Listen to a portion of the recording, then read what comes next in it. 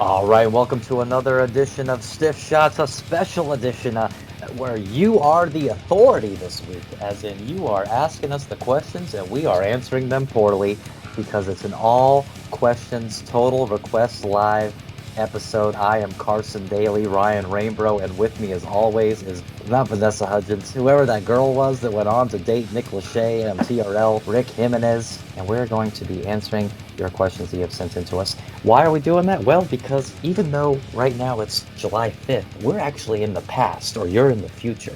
Because right now I am in Dallas, Texas, about to see the Grade 1 Climax Night 1, and Ricardo is in the UK seeing people that are at least Grade 2 Climax. Son We're of a doing an all bitch. questions episode. Anything that we missed this week, you know, if we're not bringing it up, it's because we didn't know it happened yet. Next week, which will be July 12th, we'll definitely be doing an episode on Fighter Fest. So definitely keep your ears, the eyeballs of your ears peeled for that. But in the Peel. meantime, peeled and shredded, super lightweight. But So Rick, what kind of questions we got, man? Hit me with a question. I'm ready to answer the people. let's start it off. Sean, he wants to know name changes within NXT and when talent makes it to the main roster, for it, against. What do you say? Well, name changes as far as like shortening the names. I don't have any problem with that. If you want to go from Mustafa Ali to just Ali, that's fine. I like the full name better. I like Andrade Cien Almas better than Andrade, but I get the branding aspect of it, so it doesn't really bother me. And then after a couple weeks, you forget about it. I half the time don't even remember that Cesaro was ever Antonio Cesaro. If we're talking about names like the Viking Experience, when they went from being the Viking Raiders to or the War Raiders to Viking Experience and completely changed their names, that's weird as hell to me too. But again, eventually you forget about it. You know, it's not as common anymore now for the indie names to have to change their name, but I know recently Punishment Martinez, he became Damian Priest, and that is hilarious. So, as far as that goes, but ultimately, I'm not necessarily for it, but I guess I wouldn't say I'm against it. Yeah, I think it's a case by case basis. Rusev is much cooler than Alexander Rusev. Same thing with Cesaro. I think Cesaro, as opposed to Antonio Cesaro, is a much better name. I'm with you. Andrade Cien Almas I like a lot better than Andrade. And like you were saying, from War Raiders to Viking Experience to Viking Raiders, and you just forget about it. I am hoping to forget everything about that entire team. Anthony wants to know, would you rather go to an event or watch it at home? And if you are watching it at home, what food or drink do you absolutely need? Oh wow, well, no matter what, the drink that I absolutely need at all times in life, whether I'm at an event, at home, about to go to bed, about waking up, is a power drink made by the American company Rockstar Energy. My preferred flavors right now are the Super Sours Green Apple or the hashtag TGMS or TMGS, I'm sorry, Tangerine, Mango, Guava, Strawberry. But as far as the actual point of the question, going to an event, watching it at home, it all depends on the event. You know, a live event, as far as an untelevised event, is a lot of fun to go to, more interactive with the crowd. And if the crowd's a hot crowd, like I think of like Takeover New York, you know, that kind of can enhance the experience for you. And it all depends on where you're sitting at too. You know, if you're in the upper echelons of the seats, it might not be as fun as being able to sit at home with your friends around three TVs, because I assume you all watch it like I do with three big screen TVs in a kind of oval shape to be able to get a view from every angle. And also, you put one screen in the corner of your bathroom in case there's a break that you need to run in there for, so you miss no weak spots. Hey man, I love WrestleMania. I love going to WrestleMania. I'd rather go to WrestleMania than watch it at home, but I rather watch the Raw after WrestleMania at home because I cannot stand the complete dorkdom that goes on at the live crowd, the Raw after WrestleMania. Infuriating. Hey, look at my beach ball. What's some of the dumbest shit I could ever say? I have the internet and I come from fucking London. I'm in London right now while this is airing, probably. I'm going to get the same answer for every single question. It's a case by case situation. But I'll tell you this much. If we're watching WrestleMania, whether we're watching it on TV or at home, there needs to be a giant bowl with several flavors of Tostitos mixed in. You never know what you're going to get. I invented it. It's the best meal of all time. You know, if it's a WrestleMania or a Royal Rumble, I don't care if it's the powerful Red Bull or the powerful Monster or the powerful Rockstar, so long as it has a custom label that I made on a computer and went to Staples and printed out. That's what I need. Ray wants to know, did you prefer Greg Valentine as a blonde or a brunette? Well, Greg Valentine as a blonde broke Wahoo's leg and was an employee of Psychopathic Records on the ICP Theater television program on Fuse Network. So, I mean, no contest. Blonde, Greg Valentine, all the way, all day, twice on Sunday, even after business hours. I love, out of nowhere, having no idea that that was even a show, flipping through channels and seeing fucking Vampiro and Greg Valentine on Comedy Central or Cartoon Network or whatever the shit, laughing, and then all of a sudden realize that I'm watching an Insane Clown Posse television show. That is so goddamn funny. Yeah, it really rocks. So you also like blonde Greg Valentine? And I like Brunette Valentine. I think Rhythm and Blues Greg Valentine is funny as hell. It makes no sense. It's so goddamn cool, and that elusive Hasbro figure drove John Moore and I crazy for years before the internet existed. But yes, I also go with blonde. His blonde, not just his hair, but his haircut. Man, that shit's so funny. That's like that's the haircut my mom had until like 5 years ago. Rob wants to know, any good stories of meeting wrestlers? Oh man, I have a great story of meeting a wrestler that involves a blonde. So, night of Royal Rumble 2010, I probably have lots of stories of meeting wrestlers, but most of them involve me being excited to meet them. So this one's a little different. Royal Rumble 2010, I'm at a restaurant in Atlanta, Georgia, and to the table to the left of me is Eve Torres, Katie Lay, and one more, Jillian Hall. It might not have been her. It was definitely Eve Torres, definitely Katie Lay, who went on to be Winter and Impact. It might even be Winter and Impact right now. So I go up to Eve Torres and I'm like, hey, are you Eve Torres? And she's like, yeah. And I said, oh man, that's awesome. Do you know Michelle McCool? And can you tell her about me? And she was not amused and later tweeted about it. Now that is something that I do like. You got a story about meeting a wrestling figure? Yes. So one time we're driving through Oklahoma, we're on a tour. So I look up, I was like, oh, I think this might be the area that JR has a restaurant. So everyone's like, oh, cool. I don't give a shit about wrestling because they're a bunch of posers. So I'm driving and I go on the internet and I figure out, I was like, you guys hungry? They're like, yeah. I was like, all right, so let's stop at JR's restaurant and you guys could eat some dumb shit and I'll be like, oh, cool, it's fucking JR. So we find it, I pull over, and I'm really excited about this. I think it's not just cool to go to JR's restaurant, but like, hey, maybe JR will be there and I could tell him that I know about wrestling. So we show up and there's some cool memorabilia everywhere. And we speak to the hostess and I was like, hey, is JR here? She's like, yeah. You want to meet him? I was like, yeah, that would be so cool. She's like, all right. So she seats us. She's like, I'll see if he wants to come over.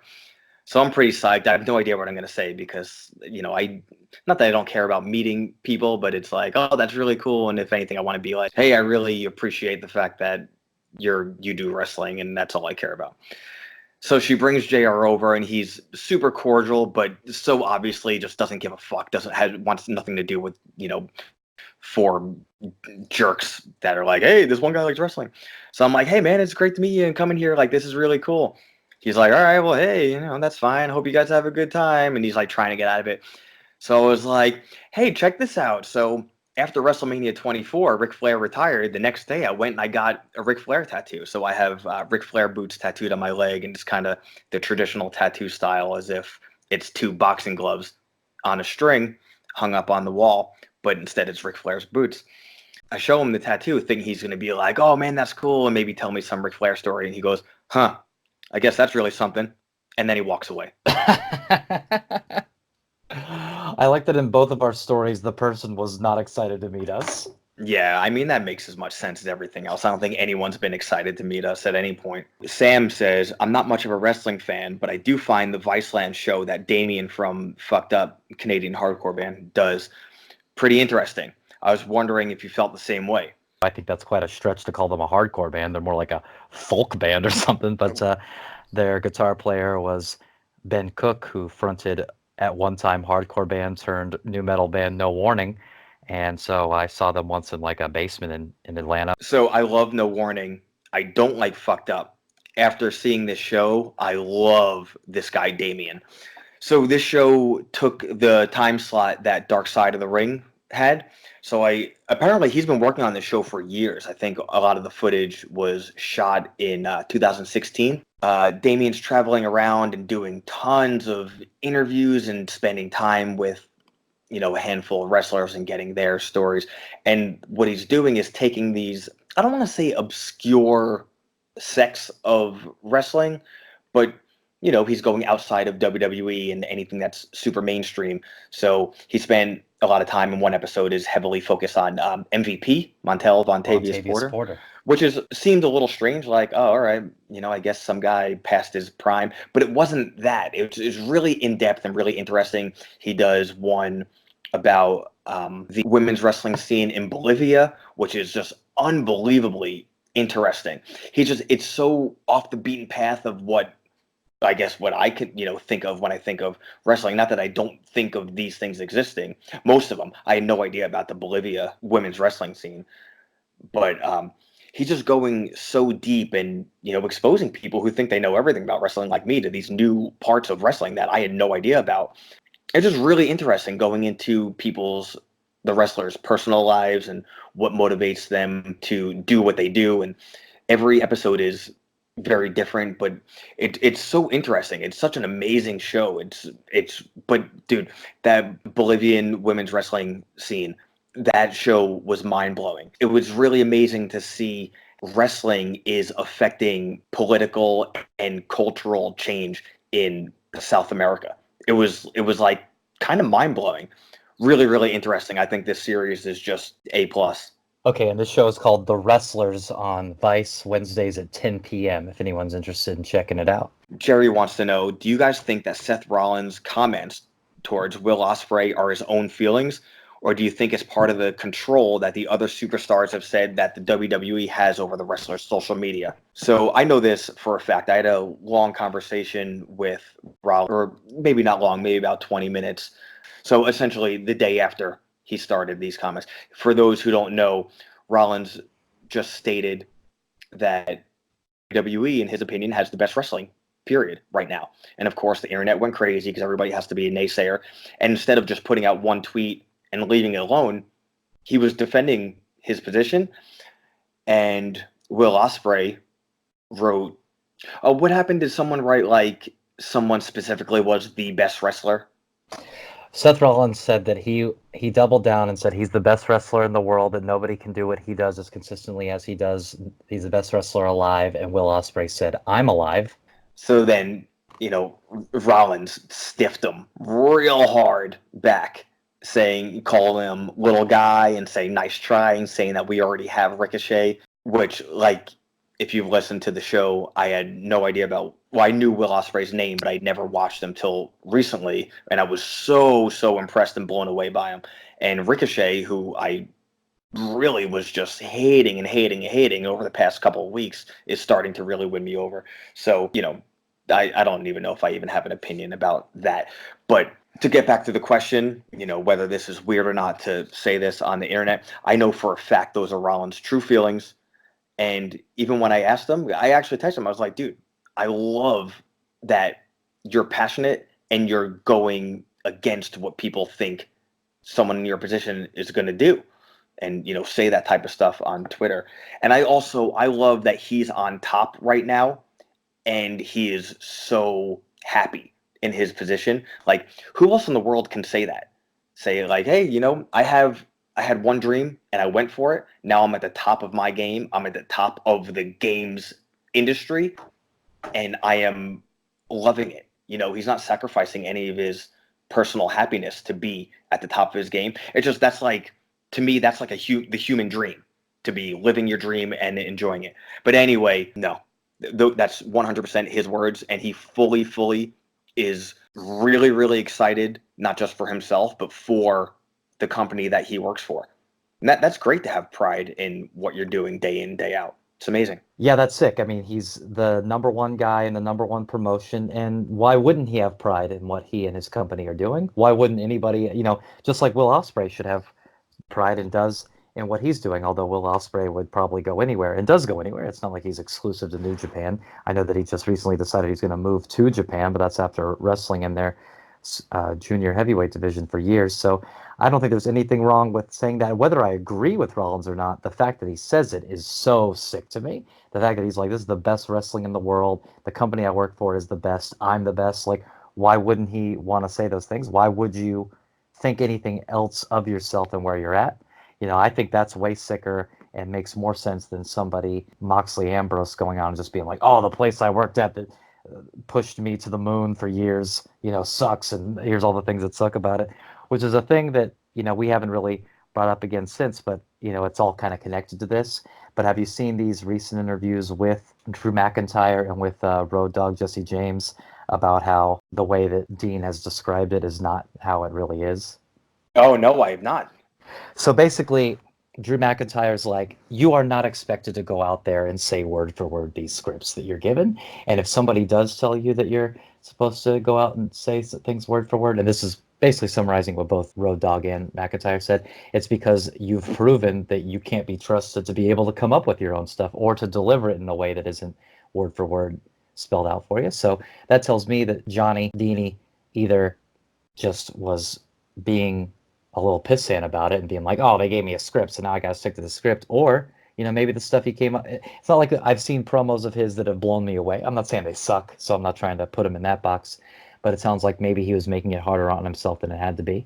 But, those are two people that are in a position that maybe have to say that. Drew more than Road Dogg. Road Dogg doesn't give a shit at this point, I don't think. Anyway, I thought that was interesting as kind of a follow-up to all these things.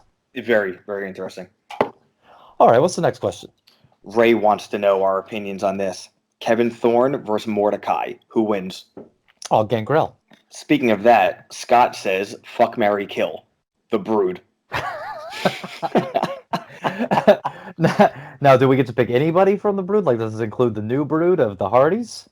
No, it doesn't say the new Brood. It just says the Brood. Yeah, but it doesn't say the old Brood, right? Okay, I don't know. I guess he could be talking about the green aliens from X-Men. Because I would fuck Jeff Hardy, all right, marry Christian, and kill Michael Hayes. No, all right. That's cheating. Okay, so we're doing original Brood. I would fuck Edge, marry Christian, kill Gangrel. See, I was kind of on the same thing with that, but I think I would switch Edge and Christian because I think Christian is really, really funny, but Edge is like maybe a bit funnier and like, yo, do you want to hang out with Edge every day and just laugh at the dumb shit he says? I don't know. I guess you could say the same thing with Christian. I think Edge is probably a more ravenous lover, and so he's definitely going to be who you want to do the fucking. And Christian, he proved that he can make it on his own. Okay, he can do long hair, he can do short hair. He's got his peeps. He's, I think, the funnier of the two. He's definitely the better looking of the two, despite what Vince McMahon thinks. So I stand strongly. I mean, we can all agree we want to kill Gangrel, right? Oh, yeah. I mean, I don't know if I would have thought about that and been fine with it without this question, but I probably would have been fine with that anyway. Yeah. So the most important question of did you eat all 30 bananas? Did you eat all 30 bananas? So that's a callback from the Peapod situation I had with Stop and Shop when they sent me 30 bananas when I ordered 5 because math is really difficult for people in Medford. And the answer is not even the fucking little bit. So what we did was we took 5 bananas and then put the other 175 in a bag and brought them right back to the store and got refunded for them, even though it took a little while because said Medford living people can't do the reading or the mathematics. So no, I didn't. Returned the bananas and they took them back. Yeah, pretty cool, right? That is unbelievable. All right, here's one specifically for you. Can Sonata be a main event talent, or is he just biased because he loves his aesthetic? All right, well, I'm looking at 2 cans of Rockstar and a water bottle on my desk here, and the water bottle has several stickers on them, one of which is Cold Skull Sonata with a baseball bat in his hand. So I love Sonata, but is he a main event player, and are you just biased because you love his aesthetic? The answer is yes. Sonata is not a main event player, and never will be. He's not going to main event a Wrestle Kingdom. He rules. Everybody in Los Ingobernables de Japón rules. Him and Evil are one of my favorite tag teams in the world, and they are exactly where they should be. They are in a elevated spot. Sonata has attempted to have those main event title shots, and he's just not there. And I don't see him. I mean, he's way better now than he ever was, both as a character, his aesthetic, and everything else. But his aesthetic is that he wears a cool ass skull mask, which everybody in Lij wears a mask. So he rocks and rolls, but he ain't strolling to the main event, and he ain't winning all the titles. What if they put Sonata with the FBI from the full-blooded ECW? Italians? Yeah, so it could be Little Guido, Tommy Rich, Tracy Smothers, and Sonata. So he could do the whole not Italian but Italian thing. He go, oh, what's Sonata? Okay, so Mark wants to know, fucking Mark, do you think AEW will succeed or end up going down the same path as TNA?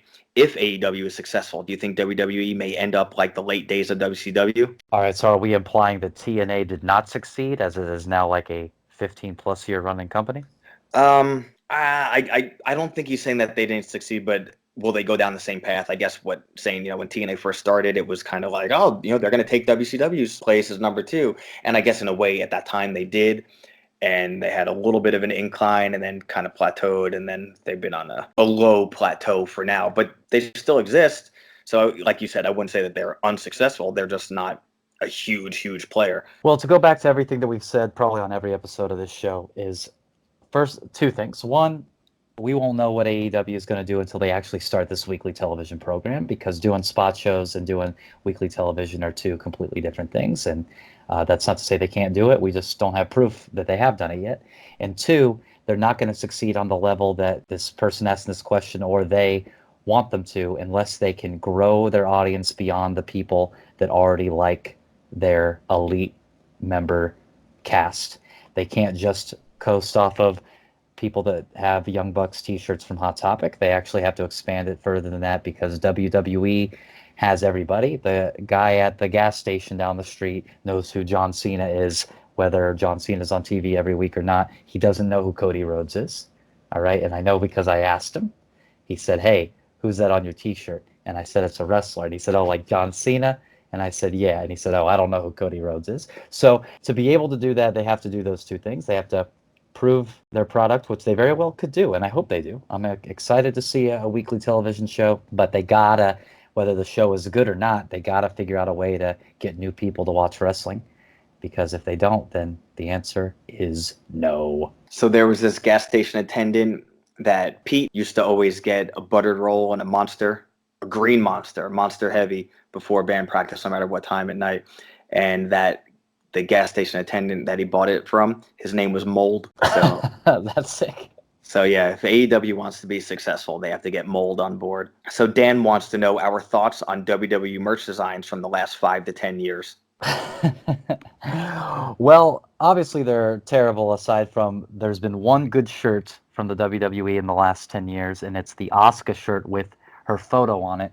And when I say good shirt, I mean shirts that the wrestlers also wear to the ring, because that's when I think of the merch. Of course they have extensive lines of merch, but this thing that I've noticed with merch in general for wrestling recently, and I don't know if you've noticed this, but if you go on Pro Wrestling Tees, first of all, I think photo shirts are the absolute coolest type of wrestling merchandise you can make, and I am baffled that they don't make them more prominently.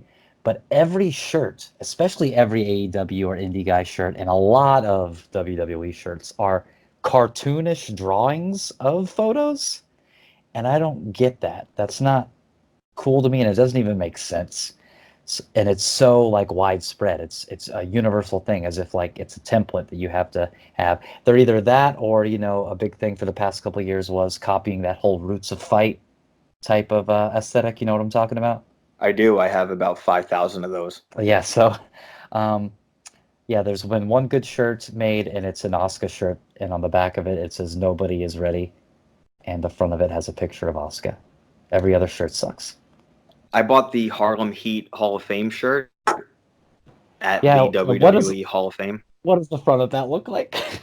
So I don't know if anybody has ever played with color forms in like the 80s or the 90s. Do you remember Color Forms at all? Oh, I do.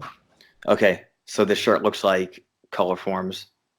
It's like a fucking, like a real blotty, like drawing a cartoon with a leaking pen, so it's all blotty. It's like a cartoon, but somebody was aiming to do like an illustration of Harlem Heat, and it wound up being cartoony. It looks like something Zach Morris would wear on like a tame day for Zach Morris. It rocks. Yeah, and what it is it's a cartoonish drawing of Harlem Heat is what you're really burying the lead on here, and I'm not even joking. Guys, look this shirt up. Go on to the WWEshop.com commercial and type in Harlem Heat. I'm sure there's plenty of them still available. And You know what? I'll post a picture on our Instagram. yeah, on Instagram.com. But don't post it until July 5th of this No, I'm episode. gonna post it anyway. So you go to Stiff Shots Pod on Instagram, and you will see my really cool cartoon shirt. I remember when you bought that shirt, you said, "Hey, are you gonna get a shirt? They're really cheap." Oh, you know what? I did buy a shirt at Wrestling Mania 35, the first WrestleMania that I bought a shirt at, and I've been to 5 of them. And it is the photo shirt of the 3 participants of the main event: Ronald Rousey, Beckles Lynch, and Charles Flair. What was the first WrestleMania you went to? 27. Which one was that? Was that Miz and Rock? Is that Miz and Cena with Rock? That's right. Oh man, And Edge's last match against Alberto Del Rio. that was a fun show if I remember correctly. Yeah, well, it's a lot of fun being there. It's usually cited as the worst WrestleMania of all time, but those people are confused.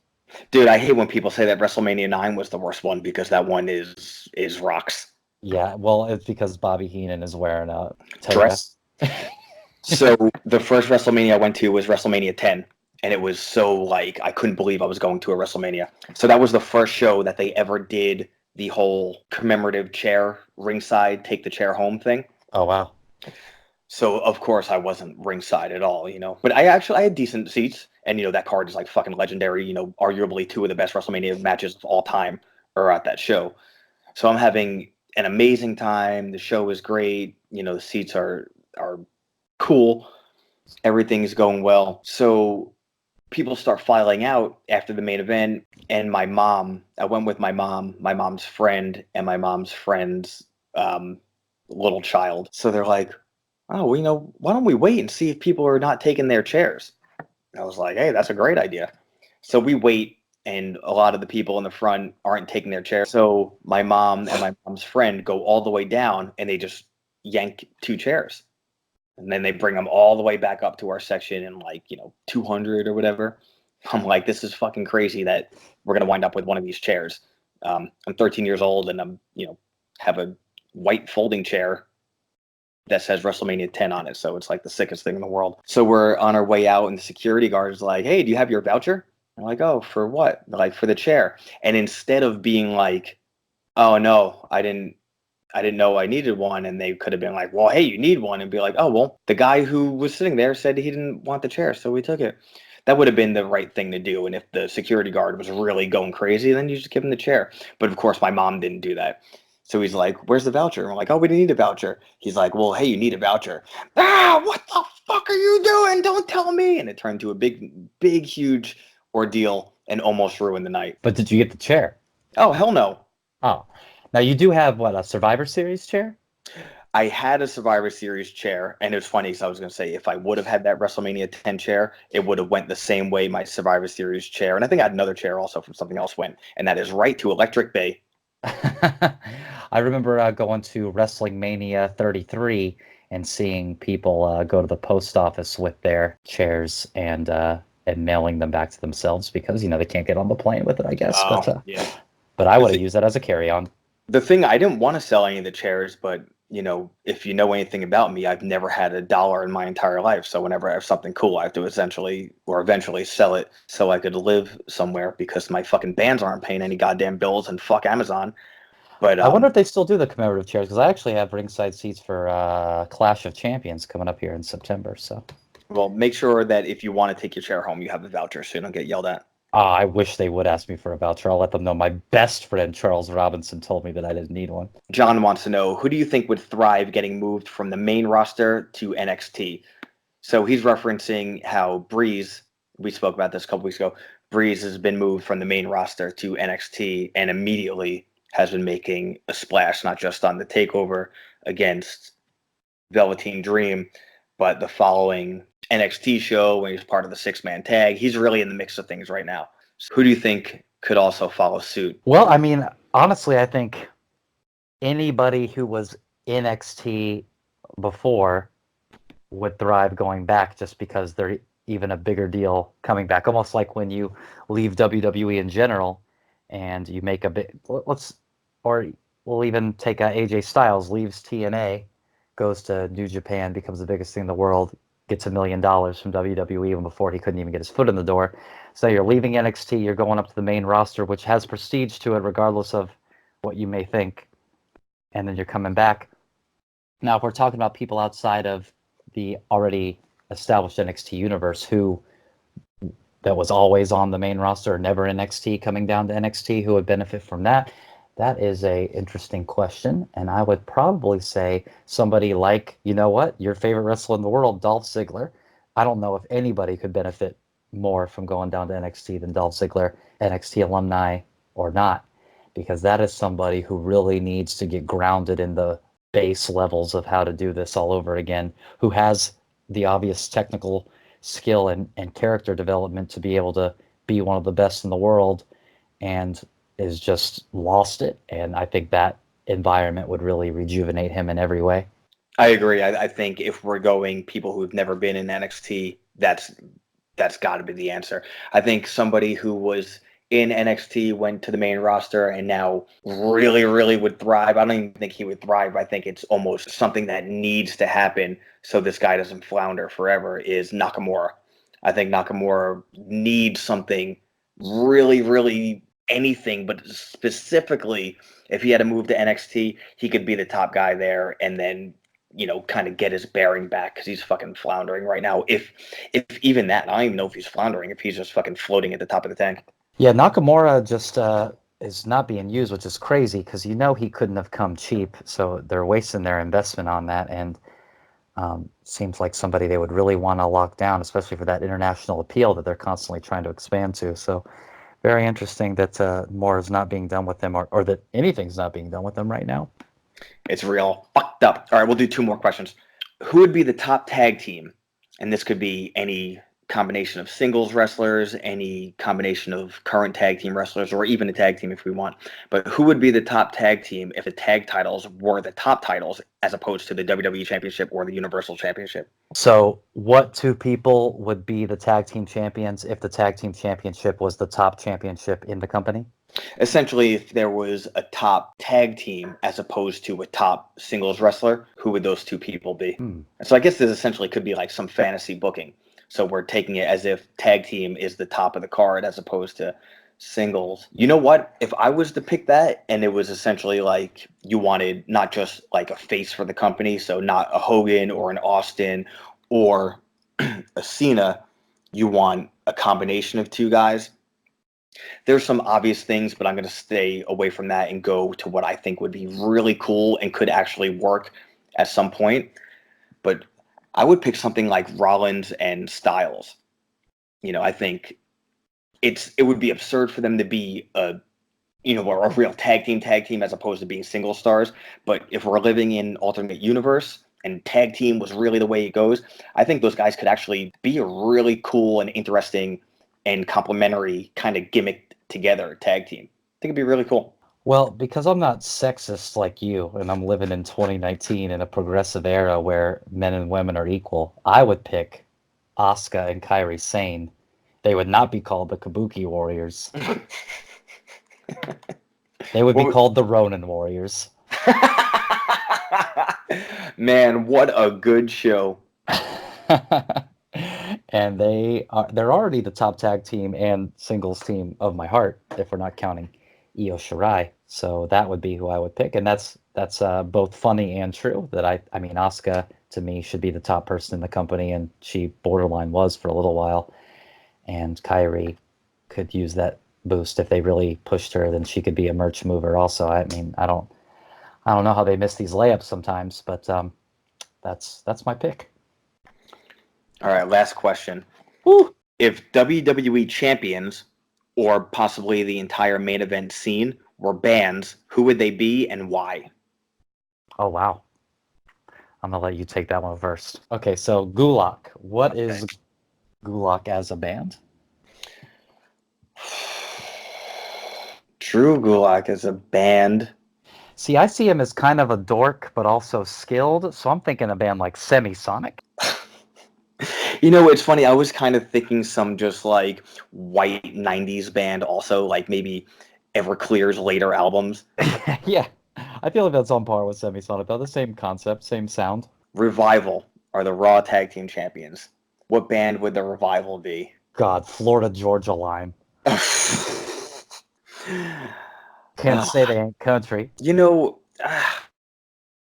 the Revival are supposed to be something and they almost were something, and they're just not that. Like in the beginning, I got it because it's what they were going for, but now I get pissed whenever anybody says, "Oh, it's like Arn and Tully." What? What the fuck? No, no, it is not like Arn and Tully. It's like Florida Georgia line. Yeah. It's like Uh, Arn and Tully if Arn and Tully were peeps that you put into the microwave and left for like 20 seconds. well, Daniel Bryan and Rowan. So, of course, I don't want to say that because Rowan is part of the team that there's some shitty poser metalcore Viking wannabe metal band, because Daniel Bryan is like a fucking sick band, like early Megadeth or something. But at the same time, I guess maybe if you have to merge the two of them, maybe they're Earth Crisis, because Daniel Bryan is like wants to save the planet and all that's all well and good, and you know he's so good that even though Rowan is such shitty metalcore, that at least it's good metalcore. Yeah, I'll take that. I don't. It's funny because I don't think either of them would listen to Earth Crisis, but I know that's not the question anyway. But man, Rowan's tattoos on Stomping Grounds were so fresh that it looked like it was still a stencil, and that's all I can think about while you're asking me this question. So I pictured some straight edge vegan poser who just found out about hardcore on electronicbay.com going and getting tattoos of Earth Crisis lyrics and be like, yeah, I remember Gamora's season ends or whatever. So yeah, I'm gonna agree with you. That's a cool answer. All right, so who do you have for Iconics? Oh man, S Club 7, even though I always thought that S Club 7 were Australian and they're in fact British. Well, they both have the same queen on their money. Okay, so Ricochet. So despite me turning around and liking Ricochet, after seeing Ricochet's promo on the Stomping Ground pre-show, where he looked like the video game dork that sits next to me in math class that doesn't let me cheat off of his fucking test. I feel like Ricochet maybe is like MC Lars or something. See, I think that Ricochet is one of two bands. There's two bands that immediately came to mind, and they're both from New York, so they both suck. The first one is Wheatus, because I see him thinking like, "Oh, I'm nerdy. Like I'm in a signed band, but I'm such a nerd. I'm just a teenage dirtbag. But I like metal. I like Iron Maiden. Won't you listen to it with me, Casey Catanzaro?" Or the other would be H2O because they also suck, Oh, and people pretend that they're really good and like these hardcore heroes, but they're actually just pop punk dorks. And that's really what all that jumping and flipping is. It's just pogoing to pop punk music. So it's one of those two. you talking about H2O like that makes me feel like Conrad Thompson when all of his co-hosts just shit all over Dave Meltzer. Yeah, because Dave Meltzer is the H2O of music journalism. Okay, so moving on, Finn Balor, Intercontinental Champion. Oh man, Judas Priest. You know what? That's perfect. Judas Priest is aggressive and metal, but they're also so fluid and like sexy men. Yeah, I mean, I just whenever I see Finn Balor with a girl that he's dating, he's like, he's like happy to be there. But then when I see him with like a new box of Legos or whatever, he looks really sexually charged up, and that's just kind of how I imagine Rob Halford when he sees like a new cool leather outfit he's gonna wear. Okay, so SmackDown Women's Champion Bailey. I think Bailey is like Len, like Steal My Steal My Sunshine. The brother sister band, Len, with the hit single "Steal My Sunshine," who also had a single with Biz Markie on that same album.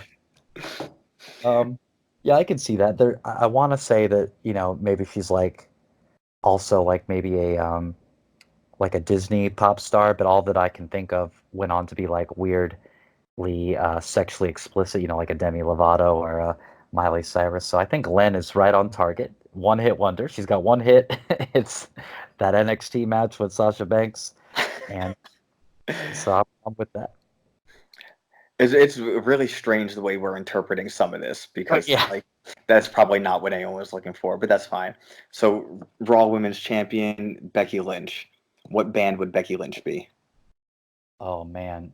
You know that it's Cranberries. No, it's not that either.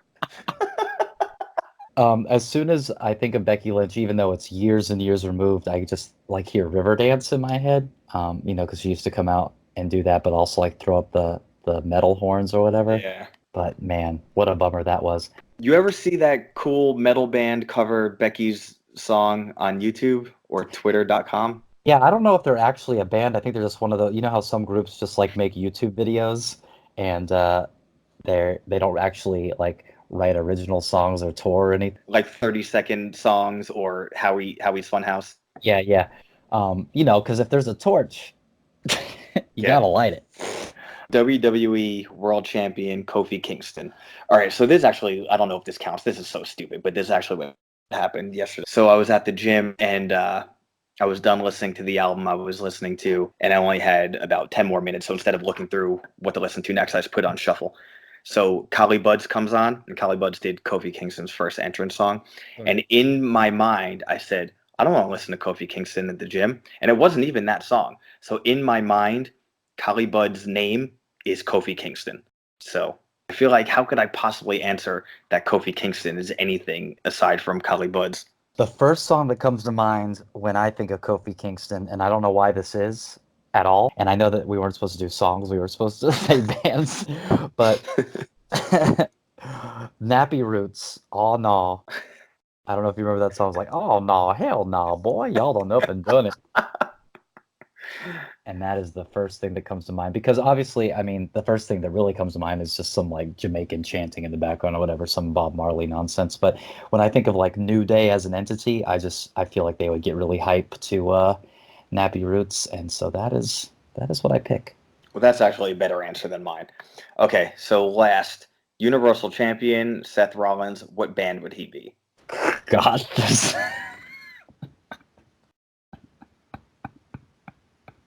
I'm so glad he doesn't do moshing at the beginning of his entrance anymore. oh, he does close enough. He does his little chest pound and then the stomp that's always like 1 second off time to the little breakdown thing coming in. But I don't know, man. Whatever metalcore band is asking Alexandria. Okay, so this is where I think it's not fair, even though everything else we answered was not fair. But this is not like, oh, what do you think of when you think of him? It's what band would he be relative to? And maybe I just take it Okay, so the differently guy because who looks like a metalcore guy who comes out and stomps and pounds his chest before in a nasally voice, he's like, "Hey, I'm ready to do some damage tonight." If he's anything other than asking Alexandria or what's another one, Data Remember, then I don't know what he is, man. I hear what you're saying, but the reason why I have those things in my mind about him isn't because I know he likes those bands, it's because he is those bands as a wrestler. well, I think he'd be psyched about that anyway because, like you said, he loves both those bands. Parkway Drive. That's what, you know what? Parkway Drive's a better answer too because they became more mainstream recently and he's, the top guy. So that's my locked in answer. He is Parkway Drive, the band. He's a Eh. radio rock band that is a gateway band for more maybe intense metalcore that some snooze fests like Killswitch Engage can be for people. Well, I actually despise metalcore for the Mhm. most part, As you but should. I like Killswitch and I like Parkway Drive, so that's funny. It might not even be funny at all, but You it's like what just you remember about Killswitch? Killswitch, you haven't listened to a Killswitch album in a decade. Let's be honest here. a new one. That's what I'm saying. Yeah, I'm sure you've listened to Alive or Just Breathing within the last 10 years, but you haven't listened to a newly released Killswitch Engage, Howie's Funhouse, Blood Has Been Shed, any of that stuff. Devil Yeah. You Don't Know. And that is something I will not be doing. Well, yeah, this was a lot of fun, guys. Thank you so much for sending in these questions. Hope you enjoyed this little peek into. Man, there's no way you did.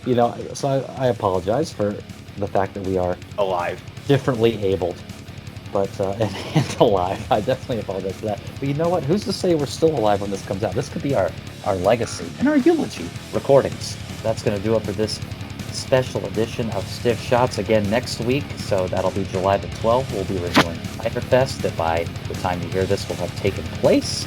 And maybe we'll talk about some other new cool stuff. But I cannot leave you without reminding you that Amazon sucks and Rockstar rules. Goodbye.